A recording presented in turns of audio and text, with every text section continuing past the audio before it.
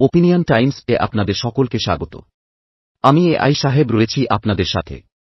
ভারতীয় ডিফেন্ডার আনোয়ার আলীকে 4 মাসের জন্য নির্বাসিত করা হয়েছে। শাস্তি হয়েছে ইস্টবেঙ্গলেরও। আগামী 2টি ট্রান্সফার উইন্ডোয় কোনো ফুটবলার সই করাতে পারবেন না ইস্টবেঙ্গল এবং দিল্লি এফসি। ইস্টবেঙ্গল এবং আনোয়ারকে মিলিত ভাবে 12 কোটি 90 লক্ষ টাকা ক্ষতিপূরণ দিতে হবে। এই টাকা পাবে মোহনবাগান। আনোয়ার আলী ইস্যুতে জয় পেল Mohun Bagan super giant. Delhi FC থেকে লোনে মোহনবাগান সুপার জায়ান্টের হয়ে খেলতে গিয়েছিলেন আনোয়ার, কিন্তু এই বছর সবুজ মেরুন ছেড়ে লালহলুদে 5 বছরের জন্য সই করেন তিনি। মোহনবাগান সূত্রে জানা গিয়েছে, ফেডারেশনের প্লেয়ার স্ট্যাটাস কমিটি মনে করছে এটা নিয়মবহির্ভূত। ফলে 4 মাসের জন্য নির্বাসিত আনোয়ার আইএসএল এর শুরুর পর্বে খেলতে পারবেন না। তবে চাইলে আনোয়ার তাঁর শাস্তির বিরুদ্ধে আবেদন করে ফিফার কাছে যেতে পারেন। চলতি মরশুম শুরুর আগে থেকেই আনোয়ারের দলবদল নিয়ে বিতর্ক শুরু হয়েছিল।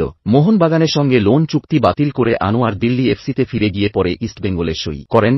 এই বিষয়ে অভিযোগ করেছিল মোহনবাগান। সর্বভারতীয় ফুটবল সংস্থা ও প্লেয়ার স্ট্যাটাস কমিটির সঙ্গে বৈঠক হয়েছিল আনোয়ার ও মোহনবাগানের। সেই বৈঠকের 24 ঘণ্টার মধ্যে জানানো হয়েছিল, পঞ্জাবের ফুটবলার যে প্রক্রিয়ায় মোহনবাগানের সঙ্গে লোন চুক্তি ভেঙেছেন তা অনৈতিক। 24 বছরের আনোয়ারের জন্ম পঞ্জাবে। এই ভারতীয় ডিফেন্ডার তাঁর ফুটবল জীবন শুরু করেছিলেন মিনার্ভা পঞ্জাবের হয়ে, তবে সেই দলের হয়ে খেলেননি তিনি। 2017 সালে মিনার্ভা থেকে লোনে ইন্ডিয়ান অ্যারোজে চলে যান আনোয়ার। এরপর মুম্বই সিটিতে গেলেও ম্যাচ খেলা হয়নি। সেই দলে থেকেও লোনে ইন্ডিয়ান অ্যারোজে যোগ দেন আনোয়ার। 2020 সালে মোহামেডানে যোগ দেন তিনি। ভারতের হয়ে 22টি ম্যাচ খেলা আনোয়ার 2021 থেকে দিল্লি এফসির ফুটবলার। তবে লোনে তিনি খেলেন গোয়া এবং মোহনবাগানের হয়ে। এই বছর ইস্টবেঙ্গলে সই করেন আনোয়ার, কিন্তু আপাতত 4 মাসের জন্য নির্বাসিত ভারতীয় ডিফেন্ডার।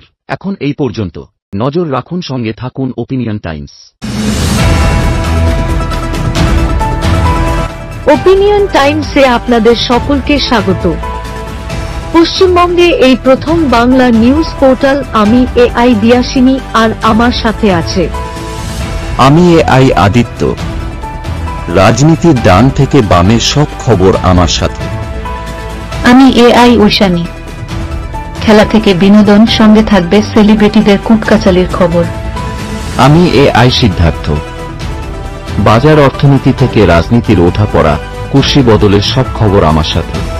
আমি এআই দীপ্তি, থাকবো আপনাদের সাথে।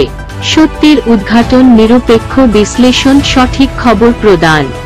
সঙ্গে থাকুন, দেখতে থাকুন ওপিনিয়ন টাইমস।